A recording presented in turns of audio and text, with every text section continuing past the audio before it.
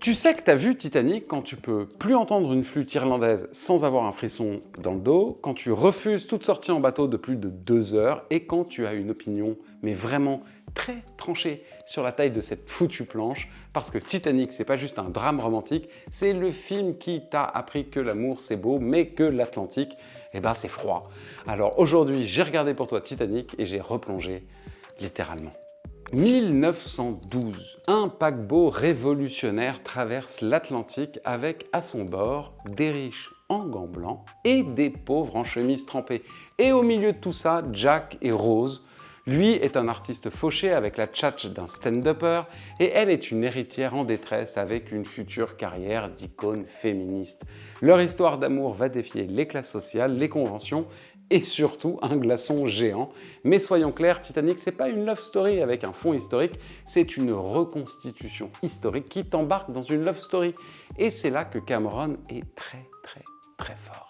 Alors James Cameron, c'est pas un réalisateur, c'est un dictateur de la perfection. Il a reconstruit un Titanic à taille réelle. Il a immergé ses acteurs dans de l'eau glacée et il t'a collé 3h15 de film que tu regardes sans jamais justement sortir la tête de l'eau. Chaque scène est millimétrée, la montée progressive de la tension, le calme avant le choc, le chaos après l'impact. C'est le blockbuster le plus romantique et le plus fataliste de l'histoire du cinéma. Le génie de Titanic, c'est que tu oublies à quel point tout ça est technique. Tu penses voir un drame historique, mais ce que tu regardes, c'est un ballet d'ombres et de reflets dans des décors géants. Des effets spéciaux pratiques combinés à du numérique pionnier, puisqu'on est en 97, et des plans stabilisateurs émotionnels comme celui de la descente dans la salle des machines ou encore celui de la montée de l'eau dans l'escalier central. Et ces silences de panique incroyablement bien mixés. La gestion de l'eau est dingue, on parle de réservoirs immenses et des systèmes d'inondation réels, de cascades physiques et tout ça filmé avec le classicisme digne d'un David Lean. Leonardo DiCaprio incarne Jack Dawson avec un naturel désarmant. Il est solaire, drôle, libre et pourtant tragiquement conscient de sa place. Et c'est pas une performance intense, non, c'est relativement une évidence. Il est ce personnage. Kate Winslet, quant à elle, en Rose, c'est de la révélation, elle est puissante, fine, bouleversante et elle porte clairement le film sur ses épaules dès qu'elle prend le contrôle de sa vie. Pas la sienne, celle du personnage bien sûr. Son regard évolue du début à la fin, elle passe de poupée corsetée à femme libre et tu le ressens sans dialogues inutiles.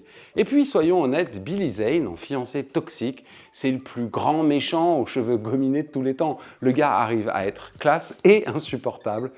Oscar du brushing, forever. Titanic, c'est pas juste une machine à remporter 11 Oscars. 11.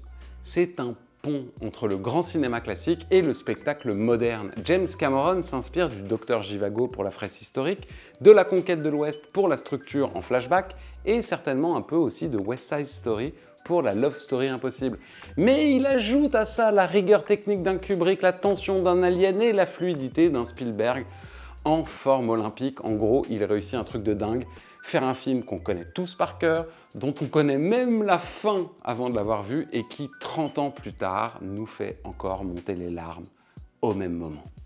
Le film est rempli de répliques cultes. Je suis le roi du monde! Si tu sautes, je saute. Dessine-moi comme une de tes françaises. Et bien sûr, il n'y avait pas la place sur cette planche. Et non, on ne va pas relancer le débat, sachant qu'en 2022, James Cameron lui-même a répondu à la question avec une étude scientifique accompagnée d'un documentaire qui prouve, même si je n'y crois pas, qu'il n'y avait pas la place pour Jack sur cette planche, enfin cette porte, enfin sur ce truc qui flotte. Mais au fond, Titanic, c'est pas un film à punchline, c'est un film à frisson, à nœuds dans la gorge, à larmes qui arrivent juste au bon moment sans que tu comprennes pourquoi. C'est du mélodrame millimétré et c'est là que Cameron explose tout le monde. Titanic, c'est un chef-d'œuvre d'orfèvrerie émotionnelle, une masterclass de mise en scène, un film de catastrophe camouflé en romance et une démonstration que le public mondial peut pleurer ensemble.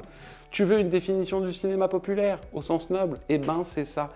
Et tu sais quoi, même après toutes ces années, j'ai toujours un petit pincement quand j'entends la voix de Céline Dion. Pas pour la chanson, mais pour tout ce que ce film m'a fait vivre encore et encore. Si t'as aimé cette vidéo, abonne-toi, like et dis-moi en commentaire, toi tu l'aurais laissé monter sur la planche ou pas? Et attention, hein, parce que James Cameron, lui, il a tranché hein, en 2022. Bref, on se retrouve très vite pour un autre film dans J'ai regardé pour toi et promis, un film sans iceberg cette fois. Alors, tectacné, la tectonique, c'est pas juste une danse de merde. C'est aussi une insulte à la pop culture, un truc qui a niqué l'intégralité d'une génération et qui continue à danser dans les festivals de la même façon. Quand est-ce que ça s'arrête ?